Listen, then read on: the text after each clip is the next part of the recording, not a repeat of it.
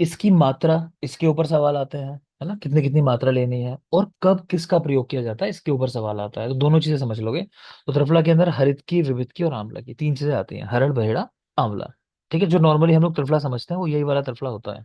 ठीक है, जिसको महती त्रिफला या कषाय त्रिफला के नाम से भी जानते हैं, या नॉर्मल त्रिफला कहोगे तब भी इसी को समझते हैं हम लोग। ठीक है, तो हरितकी की मात्रा है इसमें एक, विभितक की है दो, और आंवलों की मात्रा है चार। ये क्या कहना चाह रहे हैं, यहाँ कहना चाह रहे हैं कि एक हरितकी इतनी बड़ी होती है कि उसके बराबर वेट आपको लेने के लिए दो बेहड़े लेने पड़ेंगे। ठीक है, और एक हरितकी के बराबर चार आंवले लेते हो ना, तब वजन होता है इक्वल।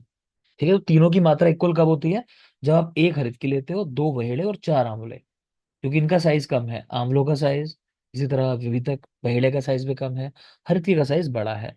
अब ये मत सोचना कि आंवला तो आपने बहुत बड़ा देखा है ना, वो ग्राम में आंवला है। जो वन्य आंवला होता है उसका साइज छोटा होता है, बहुत छोटा होता है। क्लियर? तो एक बात तो ये हो गई। दूसरा है किसका प्रयोग कब करना है, तो हम एक ट्रिक याद रखते हैं, जा प्रभु। जा प्रभु, जा का मतलब है जरणांते, प्रा का मतलब है प्राग भुक्तवत, और भू से मतलब भुक्तवा, ऐसा। जा प्रभु, हरिण बहेड़ा आंवला जा प्रभु। ठीक है, तो जरणांते, तो भोजन का जब जरण हो जाए तब देना है हरित की। प्राग भुक्तवते, भोजन करने के पहले लेना है बहेड़ा विभितक। और आम्ल की लिख रहे हैं भुक्तवा, भोजन करने के बाद। तो शब्दों के साथ भी याद रखना मतलब क्या उनका, और जो यहाँ लिखे हैं श्लोक के शब्द ये भी याद रखना है। मैं फिर एक बार बोल रहा हूँ, हरड़ बहेड़ा आंवला एक दो चार, और जा प्रभु जरणांते प्राग भुक्तवते और भुक्तवते। क्लियर? याद रखोगे। यही अपनी इंफॉर्मेशन के लिए लिखना चाहो तो लिख सकते हो। आचार्य सुश्रुत ने आंवले का प्रयोग भोजन के तीनों काल में बताया, यानी भोजन करने के पहले, भोजन के साथ, मध्य में मतलब भोजन के बाद में भी आंवले का प्रयोग सुश्रुत ने तीनों काल में बताया है। ठीक है, तो ये तो चरक की बात हुई। यहाँ पर्याय देख लिया आपने, इसको मेहदी त्रिफला या कषाय त्रिफला भी कहते हैं। आगे जो आप देख पा रहे हो, और आचार्यों के अनुसार कितनी कितनी मात्रा होती है वो लिखी है, आपको नहीं फोकस करना, लेकिन ये भाव प्रकाश वाला पॉइंट जो है इसको जरूर देख लोगे। भाव प्रकाश ने वन वन वन, देखो ओरिजिनली मात्रा तो उन्होंने भी ऐसे लिखी है एक दो चार है, लेकिन यहाँ जो लिखा है ना वन वन वन, वो लिखा है भार से, कि वजन जो है, वेट, कि तीनों को वजन में बराबर लेना है। सवाल इसके ऊपर पूछा जाता है, किस आचार्य ने कहा कि तीनों को बराबर लेना है, उसका मतलब ये है बराबर वजन में, ऐसा। तो भाव प्रकाश ने कहा, तो इस बात को आप याद रखोगे। आगे चलिए। ये भाव प्रकाश के अनुसार त्रिफला के गुण लिखे हुए हैं। त्रिफला कफ पित्त अग्नि मेह कुष्ठ हरासरा चक्षुष्य दीपनी रुचिया विषम ज्वर नाशिनी। तो त्रिफला किन दोषों को नष्ट करता है, कफ और पित्त को नष्ट करता है, याद रखना, कफ और पित्त को हरने वाला है। ठीक है, इसके अलावा विषम ज्वर में कहा गया यूजफुल। चक्षुष्य देख पा रहे हो, आप जानते ही हो कि आचार्य वाग्भट ने कहा है संध्या के समय अगर त्रिफला का प्रयोग मधु और सर्पी के साथ अनइक्वल अमाउंट में किया जाए तो वो चक्षुष्य है या नेत्र रसायन है। तो भाव प्रकाश त्रिफला कफ पित्त को हरने वाला, चक्षुष्य है, और विषम ज्वर को नष्ट करने वाला है। ठीक, ये कुछ और टाइप लिखे हैं राजनिघंटु के त्रिफला के, मैं बात नहीं कर रहा इसकी, क्योंकि कहीं कहा नहीं गया आपके यहाँ राजनिघंटु, तो फालतू में उतना डिटेल में जाएंगे भी नहीं। नेक्स्ट आ जाएंगे, मैथुन योग्य आयु। तो आचार्य चरक ने मैथुन योग्य आयु बताई है 16 से 70 वर्ष है बेटा ये, 17 हो गया गलती में, 70 है ये, 16 से 70 वर्ष आचार्य चरक के अनुसार मैथुन योग्य आयु।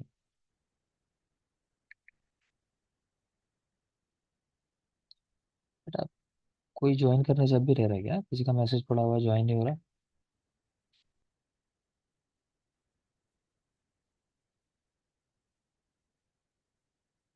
एक मिनट, हाँ।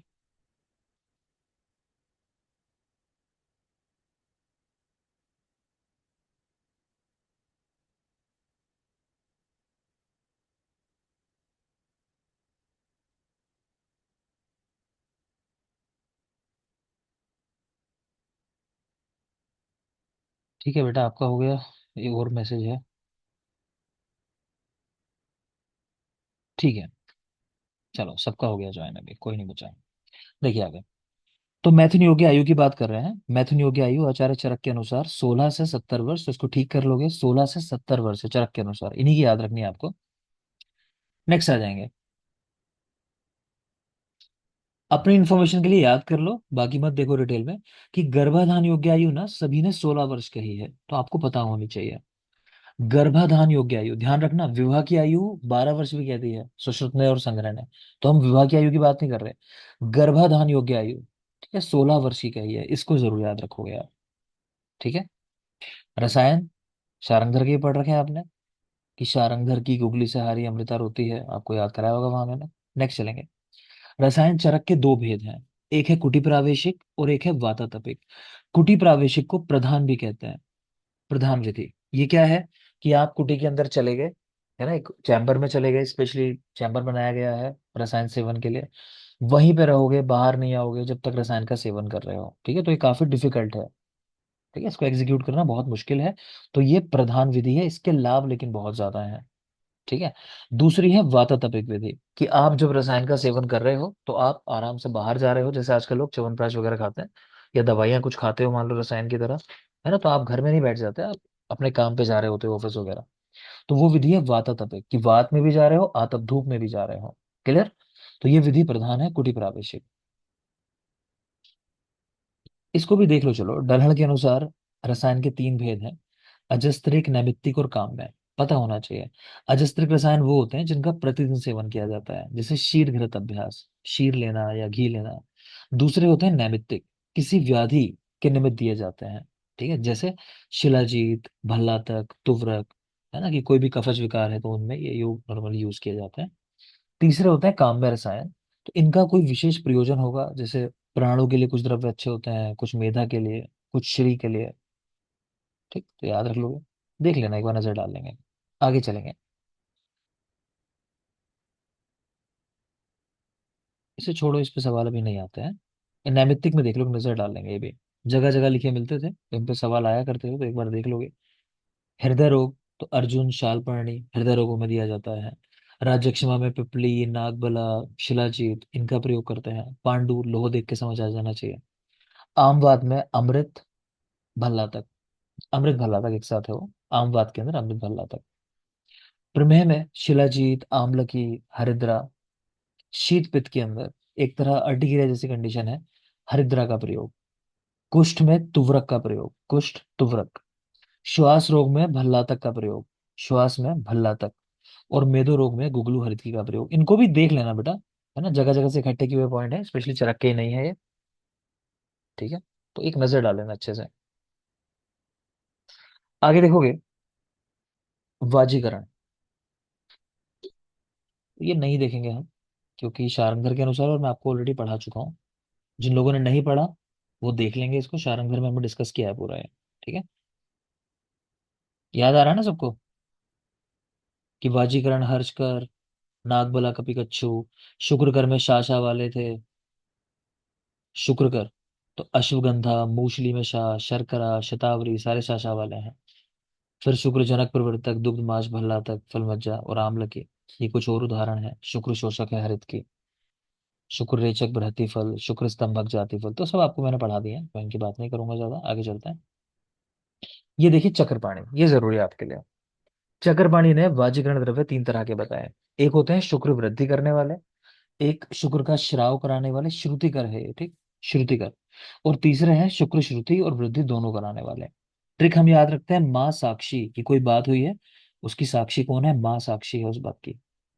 तो माँ साक्षी का मतलब माँ से माश आदि, सा से संकल्प आदि, और शी से शीर आदि। तो माँ साक्षी, शुक्र वृद्धि कर में माश, श्रुति कर में संकल्प आदि, और श्रुति वृद्धि कर में शीर आदि। इसको याद रखोगे आप। ठीक है, आगे चलिए। टलहण के अनुसार है, नहीं देखेंगे अगेन, पूछा नहीं गया। जेजेड ने एक स्टेटमेंट सर दिया। ये हाँ, बोलिए। सर ये श्रुति करने का क्या मतलब है? श्रुतिकर यानी लाने वाले, शुक्र को बाहर लाने वाले, श्राव कराने वाले। Okay sir. ठीक है, आगे देखिए। जेजेट, जेजेट ने कहा कि वाजीकरण का जो नियम है वो सिर्फ पुरुषों के लिए है, स्त्री और नपुंसकों के लिए नहीं। तो ये भी आपको याद होना चाहिए, जनरल स्टेटमेंट की तरह याद रखना, कि वाजीकरण पुरुषों के लिए है, स्त्री नपुंसकों के लिए नहीं है। एक सवाल जैसे पूछ लेते हैं कि पीडिया के अंदर अगर आप देखोगे कौमार भृत्य, तो वहां वाजीकरण तंत्र का उल्लेख नहीं है, और उनके जो 8 अंग है ना आयुर्वेद के, वहां वाजीकरण नहीं है। तो उसका भी रीजन यही है कि बच्चों के लिए भी नहीं होता वाजीकरण। ठीक है, कोई पूछ ले तो पता होना चाहिए। नेक्स्ट बेटा संदिग्ध द्रव्य लिखे हैं। अगेन जनरल पॉइंट ही है, याद रख लोगे। रसशास्त्र द्रव्य गुण में पूछ लेता है। तो द्रव्य गुण के कुछ द्रव्य हैं जो संदिग्ध हैं, उनके बारे में क्लियर नहीं है कि वो क्या होने चाहिए, है ना। सोम, मूर्वा, पाषाण भेद और रासना।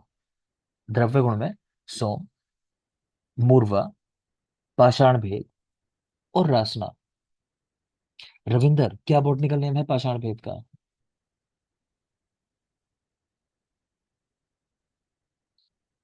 पूजा।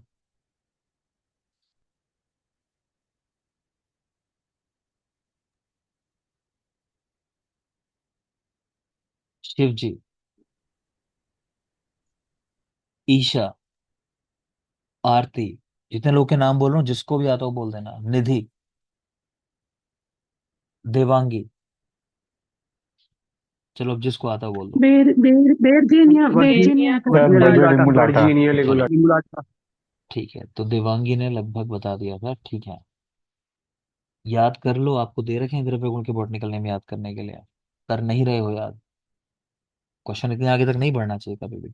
तो द्रव्य गुण सोम, मूर्वा, पाषाण भेद और रासना। चलो रासना का बता देंगे। निधि। रासना। नीलम।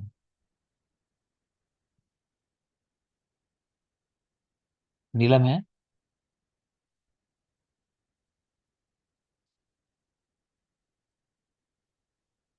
कर्णिका। सर रासना प्लूचिया लैंसियोलेटा। लकिया लेंसुलेटा। ठीक है। लुचिया लेंसिया। ठीक है। ठीक है ना। तो सोम, मूर्वा, पाषाण भेद, रासना, हम इसको याद रखते हैं कि सोमवार के दिन कोई रासु नाम का व्यक्ति होगा, रासु, है ना, उसने पाषाण यानी पत्थर को मूव कर दिया, पत्थर को हटा दिया, कि सोमवार को ज्यादा पावरफुल हो जाता होगा वो। तो सोमवार को रासु ने पाषाण को मूव कर दिया। सोम, रासना, पाषाण भेद, मूर्वा। नेक्स्ट है रस शास्त्र के संदिग्ध द्रव्य। चपल, कंकुष्ठ और गिरिसिंदूर। चपल, कंकुष्ठ, गिरिसिंदूर। तो कक्कू का सिंदूर गिर गया चप्पल के ऊपर, ऐसा याद कर लो। कक्कू कोई व्यक्ति है, काकू करके याद कर लो। काकू का सिंदूर गिरा चप्पल पर। तो कंकुष्ठ, गिरी सिंदूर और चप्पल, ये रस शास्त्र के संदिग्ध द्रव्य हैं। आगे आ जाएंगे रसायन चैप्टर के अंदर। भेषज के 9 पर्याय दिए हैं चरक में। ये 9 पर्याय आप लोग को याद होने चाहिए। भेषज के 9 पर्याय। चिकित्सितम, व्याधिहरम, पथ्यम, साधनम, ओषधम, प्रायश्चितम, प्रशमनम, प्रकृति स्थापनम, हितम। ये पर्याय हैं भेषज के, बिल्कुल रट लेना है आपको। ठीक है, पूछता है। तो चरक चिकित्सा भेषज के 9 पर्याय ये लिखे हुए हैं। इसी तरह आगे कुछ व्याधि के पर्याय देख पा रहे हो। तत्र व्याधिर, आमय, गद, आतंक, यक्ष्मा, ज्वर, विकार, रोग। तो ये सब व्याधि के पर्याय हैं। नेक्स्ट चलते हैं। भेषज 2 प्रकार की बताई है। स्वस्थ से ऊर्जस्करम, आर्तस्य रोगणुत। जो व्यक्ति स्वस्थ है उसके ओज को बढ़ाने वाली, यानी उसको स्वस्थ रखने वाली। और दूसरी आतुर व्यक्ति के रोगों को दूर करने वाली, जो बीमार है उसको ठीक करने वाली। ठीक है। अभेषज के भी 2 प्रकार बताए गए। बाधन और सानुबाधन। तो बाधन वो अभेषज होती हैं या हार्मफुल सब्सटेंसेस होते हैं जो तुरंत ही नुकसान कर दें। जैसे विष, के इधर लिया, तुरंत दिखाई दे जाएगा कि हाँ विष इस व्यक्ति ने ले लिया है। दूसरे होते हैं सानुबाधन। तो इनसे भी प्रभाव आता है, लेकिन समय के बाद, तुरंत नहीं आएगा, काफी समय के बाद। तो ये शरीर के अंदर बने रहते हैं। जब इनके लिए आइडियल कंडीशंस आते हैं तो तब ये अपना प्रभाव दिखाते हैं। जैसे दूषी विष। तो दूषी विष कोई पूछ ले क्या होता है। तो दूषी विष कोई भी ऐसी चीज है जो हार्मफुल है आपके लिए, और आपने उनको, उनका जो इफेक्ट था उसको नलीफाई कर दिया। मान लो उसका एंटीडोट देके या कैसे भी, तो वो मान लो पूरी तरह नष्ट नहीं हुआ, बॉडी में बना हुआ है। तो वो कहते हैं कहीं ना कहीं शरीर में बना रहेगा, और समय आने पर जब उसका डाइजेशन होगा तब वो नुकसान करेगा। तो वो होते हैं दूषी विष। क्लियर। तो सर हाँ बोलिए। सर जैसे हर्पीज जो वायरस होता है, हर्पीज जूस्टर और सिम्प्लेक्स, तो उसमें भी सर यही है कि जब मेडिसिन देने के बाद भी ना वो पेशेंट को ब्लड में तो रहता ही है, तो उसको हम्म, भी हम दूसरी विष की श्रेणी में ले सकते हैं। ले सकते हैं, सही बात है। वो तुरंत में नहीं, लेकिन समय के साथ जब भी डोरमेंट स्टेज में बना रहेगा, समय आने पर अगेन दिखाता है हाँ अपने आप जी। को। हाँ ठीक है, ये क्वेश्चन देखो, ऐसे पॉइंट जो आप बोल रहे हो ये वाइवा के हैं, है ना, इन पे वाइवा में। और वाइवा का तो लॉजिक होता है कि आपकी बहस है एक तरीके से सामने वाले के साथ, कि आप एरोगेंट ना लगो, उस लेवल पे रह के आप अपनी बहस को अपने फेवर में ले सकते हो, तो फिर आपका आंसर ठीक है। है ना, उसका पॉइंट तो ये होता है। खैर, आपका उदाहरण सही है, दूषित विष में रख सकते हैं बिल्कुल। आगे देखते हैं। तो बाधन तत्काल कष्ट करने वाले विष इसका उदाहरण है, और सानुबाधन में जो कालांतर में कष्ट कर है तो दूषी विष इसका उदाहरण है। आचार्य चक्रपाणि ने सानुबाधन के उदाहरण में दीर्घकाल अवस्थायी कुष्ठ को लिया, है ना, कि लंबे समय तक जो कुष्ठ बना रहता है, सानुबाधन के उदाहरण में उसको लिया, कि उसकी वजह से भी नुकसान तो होता ही है। ठीक है, आगे चलते हैं। रसायन की परिभाषाएं हैं, अब यहां से हमारे लिए जरूरी है, जो रसायन वाजीकरण है मेनली वो यहां से शुरू होता है, चरक का। देखते हैं। तो रसायन की परिभाषा दी, स्वस्थस्य ऊर्जस्करम यत् तु तद्वृश्यम तद रसायनम, प्राय प्रायण रोगाणाम द्वितीय प्रश्न मतम, प्राय शब्दों विशेषार्थो ही उभयम उभयार्थकृत। इस श्लोक का बहुत इंपॉर्टेंस है, ध्यान से समझना। कह रहे हैं स्वस्थस्य ऊर्जस्करम यत् तु तद्वृश्यम तद रसायनम। ठीक, कि द्रव्य ना कुछ होते हैं वाजीकरण, कुछ होते हैं रसायन द्रव्य। ठीक, कुछ वाजीकरण कुछ रसायन। ध्यान से देखना श्लोक में, फिर कह रहे हैं प्राया प्रायण रोगाणाम द्वितीय प्रश्न मतम। द्वितीय, तो इस पे रख के सवाल पूछ चुका है कि इस श्लोक में कहा द्वितीय प्रश्न मतम, कि दूसरे वाले जो है प्रश्न में यूज होते हैं। तो ये किसके लिए बात कर रहा है? तो आप जानते हो ना कि रसायन का प्रयोग करते हैं रोग का प्रशमन करने के लिए। ठीक है, तो रसायन के बारे में बात की जा रही है, द्वितीय प्रश्न मतम। दूसरा, प्रायः शब्दों विशेषार्थों ही उभयम उभयार्थकृत। ये भी बहुत जरूरी बात है, इस पे भी सवाल आ चुका है कि प्रायः शब्द का क्या इंपॉर्टेंस है। यहाँ प्रायः शब्द क्यों यूज हुआ? तो प्रायः इसलिए यूज हुआ कि ऐसा नहीं है कि सिर्फ रसायन वाले रोग को दूर करते हैं, ठीक है, या फिर सिर्फ वाजीकरण वाले वाजीकरण का काम करते हैं। तो रियलिटी में दोनों ही दोनों काम करते हैं, लेकिन रसायन के अंदर जनरली रोग को नष्ट करने की क्षमता ज्यादा अच्छी होती है। इसी तरह वाजीकरण द्रव्यों के अंदर जो एफ्रोडेसिक इफेक्ट है वो ज्यादा पोटेंट होता है। बात समझ में आ रही है कि ऐसा नहीं है कि सिर्फ रसायन ही रोगों को नष्ट करते हैं, वाजीकरण भी करते हैं। भाई सोच के देखो, आप अगर अच्छा खा रहे हो तो बीमार तो नहीं होगे ना, फिर इम्यूनिटी स्ट्रांग होगी, ऐसे ही मान लो, है ना। तो दोनों ही दोनों काम करते हैं, इसका ये मतलब है। तो मैं फिर एक बार बोल रहा हूँ कि रसायन और वाजीकरण। तो यहाँ द्वितीय शब्द जो आया है वो रसायन के लिए आया है, कि भाई रसायन जो होते हैं वो रोगों को नष्ट करने का काम करते हैं मेनली। दूसरी बात, प्राय शब्द का मतलब यहाँ पे ये है कि दोनों ही दोनों काम करते हैं। वृक्ष द्रव्य रसायन का काम भी करते हैं, रसायन वृक्ष का काम भी करते हैं, लेकिन वृक्ष द्रव्य में मेनली वाजीकरण इफेक्ट होता है और रसायन द्रव्य में मेनली रोग प्रशमन वाला इफेक्ट होता है। तो इतना आपको याद रखना है। आगे चलता है। रसायन के गुण लिखे हुए हैं, दीर्घम आयु, स्मृति, मेधा, आरोग्यम, तरुणम वया, प्रभा, वर्ण, स्वर, उदार, देह, इंद्रिय, बलम परम, वाक सिद्धि, परिणति, कांति, लभते न रसायनात् लाभोपायो हि शस्तानाम, रसादि नाम रसायनम। तो ये दोनों तीनों लाइनों के अंदर रसायन के लाभ है कि दीर्घायु होना, स्मृति, मेधा, आरोग्य, तरुण वय। इवन एआई पीजीटी में ऐसा क्वेश्चन बनाया हुआ था कि इनमें से कौन सा गुण नहीं मिलता रसायन सेवन से। ठीक है, उन्होंने सारे अच्छे अच्छे इफेक्ट लिख दिए, उन्हीं में से एक आइडेंटिफाई करना था।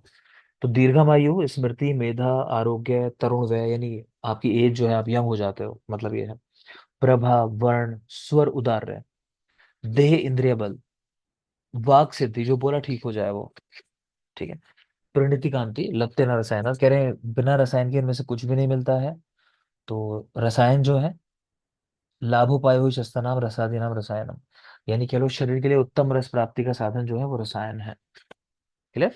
तो ये चाहो तो श्लोक याद कर सकते हो आप पूरा, क्योंकि यहाँ से सवाल पूछे जाते हैं और ये रसायन टॉपिक है आपका, तो पूरी संभावना है कि पूछ ले। आगे चले।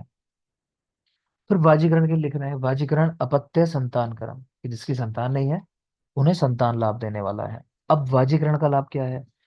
प्रभुत शाखा शाखी येन चैत्यो यथा महान, कि व्यक्ति ऐसा हो जाता है जैसे गांव में कोई पुराना पेड़ होता है ना, जिसकी बहुत सी शाखाएं होती हैं, है ना, बहुत सारी ब्रांचिंग जिसके अंदर होती है। संतानों को ब्रांचेस की तरह कहा गया। ठीक है, सुबहुप्रज मतलब वही काफी संतानें होती हैं इनकी। संतान मूलम ये है प्रत्यय, संतान का मूल होता है।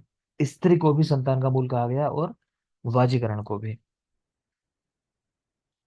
और देख लेंगे रसायन और वाजीकरण में मेन डिफरेंस क्या है, वो लिखा है यहाँ, कि रसायन से सत्व गुण की वृद्धि होती है और वाजीकरण से शरीर में रज गुण की वृद्धि होती है। तो आपसे सवाल पूछा जाता है कि इन दोनों में से कौन सा श्रेष्ठ है, किसको श्रेष्ठ कंसिडर करोगे, तो क्या लगता है? रसायन। रसायन। क्यों? रसायन। रस- बोलो क्यों। व्याधि समन्वय निःशक्त गुण वृद्धि। नहीं, व्याधि शमन तो वाजीकरण भी करता है। सत्व गुण की प्रधानता है। तत्व गुण की वृद्धि करता ठीक है है। ना, सत्व गुण वाली स्टेज जो है वो बेस्ट होती है, तो सत्व गुण की वृद्धि करता है, बात खत्म बस, है ना, इसलिए इसको बेस्ट माना जाता है। आगे देखिए, रसायन के योग्य, अगेन चरक के अनुसार पूछा है, मगर देख सकते हो पूर्व वयसी मध्यमा। तो इसका मतलब ये है कि ओल्ड एज में जाके रसायन का सेवन नहीं करना, है ना, ना ही अर्ली चाइल्डहुड जो होता है उसके अंदर करना है, जो बीच की एज है, मतलब पूर्व है। तो पूर्व मान लो कि आप बिल्कुल जब यंग हुए होते हो, जैसे 16 से 20 25 तक की एज मान लो, और कह रहे हैं मध्यम वय, तो मध्यम वय मतलब अप टू 60, अगर चरक की बात करें अप टू 70 सुश्रुत ने कहा है, तो उस वाली एज के अंदर। ठीक है, चरक की अगर बात करें तो 16 से 30 कह लो, और 30 से 60 कह लो, उस तरह से इस एज के अंदर, 16 से 30 वाली एज के अंदर मान सकते हो। तो पूर्व वयसी मध्यवा शब्द ये आया है, आप याद रखोगे, कारण मैंने बता दिया। क्यों नहीं खाना ओल्ड एज के अंदर, कि ओल्ड एज हो गई है आपकी, मतलब खा तो सकते हैं ओल्ड एज में, मेरा मतलब है वहां खाना शुरू नहीं करना है, पहले ही शुरू करना है। क्यों? क्योंकि ओल्ड एज वाली स्टेज आप नहीं चाहते हो कि आप उस तरह बने रहो उसी आयु के अंदर, है ना, कोई बूढ़ा होकर खाना शुरू करे 100 साल के बाद, सोचो दांत सारे टूट गए हो, है ना, कोई रहा ना हो जीवन में भी साथ के लिए, और व्यक्ति जिए जा रहा है। अश्वत्थामा मूवी इसी पे तो है, मतलब वो जो अश्वत्थामा का कैरेक्टर है, कि वो जिए जा रहा है, उसका मन नहीं जीने का, क्या करूं मैं, इतना बूढ़ा हो गया। आगे चलें, शरीर शुद्धि के बाद ही रसायन हो चाहे वाजीकरण हो उनका प्रयोग करना चाहिए। कंपेयर किया है कि ना भांति वासी क्लिष्टे रंग योग विवाहिता, कि जिस तरह कपड़ों पर रंग चढ़ाने वाले जो व्यक्ति होते हैं, अगर वो गंदे कपड़ों पर रंग चढ़ाने की कोशिश करेंगे तो नहीं होगा वो। तो पहले वो क्या करते हैं, बहुत अच्छे से क्लीनिंग करते हैं कपड़ों की, उसके बाद नया रंग चढ़ाते हैं। ठीक है,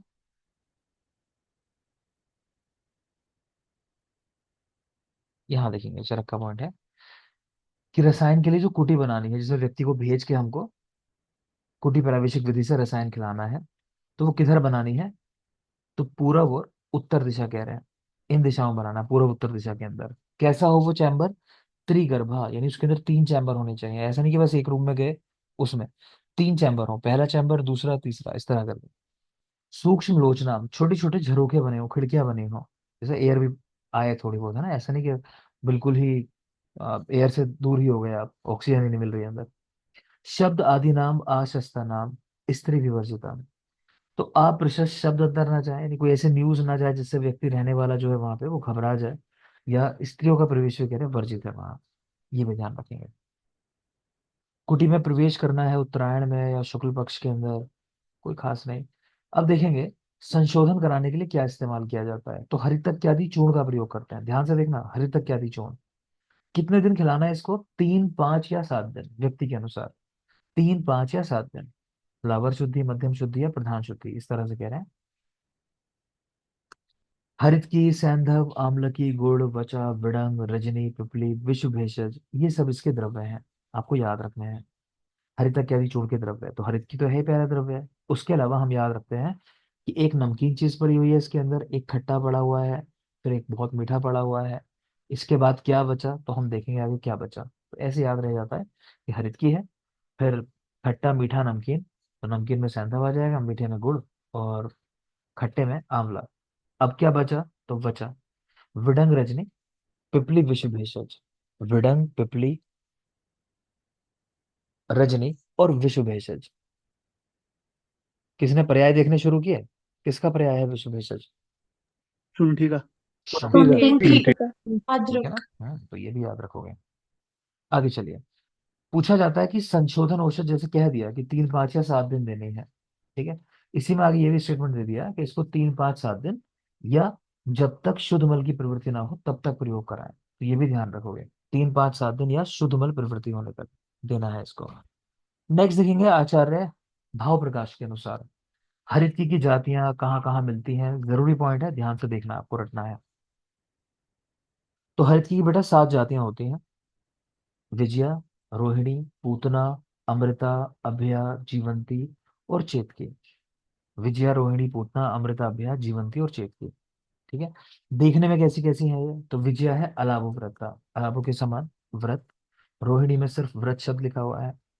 पूतना अस्थिमति सूक्ष्म, मतलब है जिसमें आपको गुठली ज्यादा दिखाई देती हो, तो अस्थिमति सूक्ष्म। अमृता मांसल, है ना, जिसमें जो फ्लैश वाला पार्ट है कह लो वो ज्यादा है, तो मांसला, अमृता।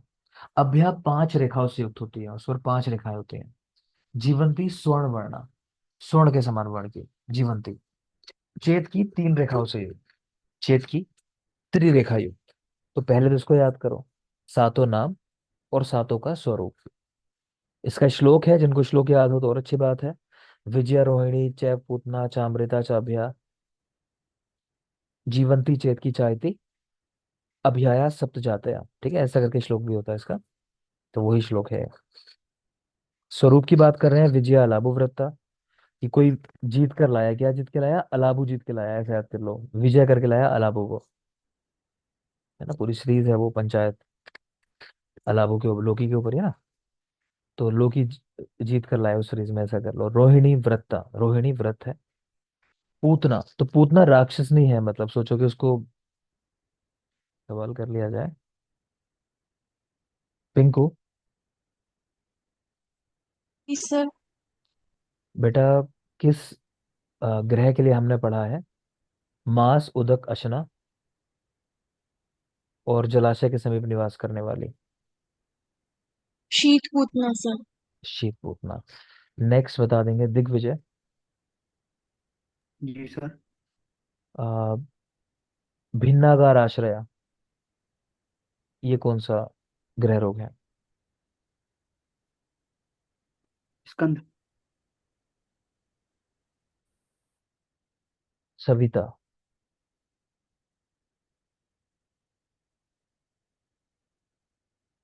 रिम्पी,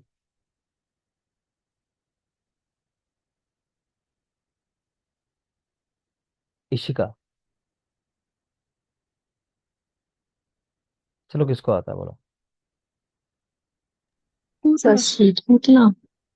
शीत सर पूतना। पूतना। सिर्फ पूतना है सर। पूतना, सिर्फ पूतना है। सर ठीक है ना। हाँ बेटा, पूतना के बारे में पढ़ाया था। याद नहीं कर रहे हो, बार बार वही बातें कहनी पड़ती हैं मुझे। ग्रह पूरा पढ़ा दिया आपको, अच्छे से पढ़ा दिया, क्यों नहीं याद है? पूछता हूँ, चलो एक और सवाल। पढ़ना तो होता रहेगा, टाइम बहुत है हमारे पास आपका सिलेबस कवर करने का। कर्णिका, यस सर। Yes sir. किस किस ग्रह रोग में आप ये लक्षण पढ़ते हो? एक मिनट, आपको सिर्फ सुश्रुत वाले पूछने हैं ना मुझे। एक मिनट रुक जाओगे। जो सतत रोदन ज्वर, ये बताओ, ये ग्रह से संबंधित किस कंडीशन का लक्षण है? सतत रोदन और ज्वर। सर नहीं आ रहा क्या? नहीं आ रहा। और कोई बोलो। सर सर पितृग्रह में। सामान्य ग्रह का पूर्ण ठीक है, ग्रह का पूर्ण रूप रूप है। है। ग्रह पूर्ण रूप है ग्रह का। याद है नहीं किसी को? कम पितृ लोगों। ग्रह का भी तो हाँ बेटा, पितृ ग्रह का भी तो लक्षण है सर। सतत रोदन ज्वर, एग्जैक्ट मैंने वर्डिंग यूज की है। याद रखो, जब ये एग्जैक्ट वर्ड। पूर्व रूप। हाँ, ये पूर्ण रूप है ना। जब एग्जैक्ट वर्डिंग यूज हो तो उसमें बिल्कुल भी डाउट नहीं करना है, श्लोक के शब्द हैं ये तो उस पे ही जाना है बिल्कुल। खैर देखो, चलो टाइम खत्म होने वाला है, फिनिश कर देता हूँ उसको। तो स्वरूप लिखे हुए हैं, आपको बेटा याद करने हैं। ठीक है। पूतना जो है अस्थिमती, मैंने कहा कि सिर्फ उसमें हड्डियां ही दिखाई दे रही हैं। पूतना ऐसी जगह रहती है भिन्नागार के अंदर, टूटे फूटे घर में रहती है, खाने पीने को मिलता नहीं होगा। अमृता, तो अमृता मांसल, तो नॉनवेज के शौकीन लोग जैसे होते हैं, वो मांस को अमृत की तरह करते हैं ना, नॉनवेज खाने के लिए पागल हुए रहते हैं। उस तरह याद कर लो कि अमृत समझते हैं वो तो उसको। अभ्या के ऊपर पांच रेखाएं खींची होती हैं, अभ्या पंच रेखा योग देख लेंगे। जीवंती स्वर्ण वर्णा, तो स्वर्ण देख ही रहे हो, 70,000 रेट हो चुका है आज, शायद और ऊपर हो चुका हो। तो जीवन ही है स्वर्ण, तभी इतना महंगा हो रहा है। चेत की त्रिरेखा, है ना, वो बच्चे अक्सर गेम खेलते थे लाइन वाला, कि बताओ कौन फर्स्ट कौन सेकंड कौन थर्ड, इसमें फिर चीटिंग किया करते थे। आप लोगों ने खेला हो नहीं खेला हो पता नहीं, कुछ गेम में, है ना। तो उसको चेतना कह देते हैं, मतलब कोई बेईमानी करता है तो ऐसे याद कर लो कि रेखाएं खींच के गेम खेलने वाला गेम था, तीन रेखा खींचने वाला, तो उसमें लोग चीटिंग करते थे। आगे चलोगे, कर्म क्या क्या है। तो विजया सर्वरोग हर है, और इधर जीवंती सर्वरोग हर है। भाई जीवन भी तभी मिलेगा, कोई रोग नहीं होगा, और विजय भी पालेंगे सभी रोगों के ऊपर।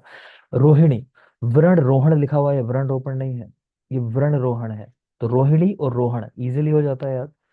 पूतना, तो पा से पूतना, पा से प्रलेप, याद रखोगे, तो पूतना प्रलेप में यूज होती है। अमृता शोधन में, अमृता शोधन में। ठीक है। नेक्स्ट है अभ्य, नेत्र रोग हर, अभ्या, नेत्र रोगों को हरने वाली। जीवंती सर्वरोग हर बात हो गई। चेत की, तो चा से चेत की, चा से चूर्णार्थ, तो चूर्ण रूप में यूज होता है इसका। फिर देख रहे हो प्राप्ति स्थान, तो विंध्या, विजया, विंध्या इजी है। रोहिणी, प्रत्येक स्थान, कोई रोने वाला है, हर जगह रोता रहता है। पूतना, सिंधु,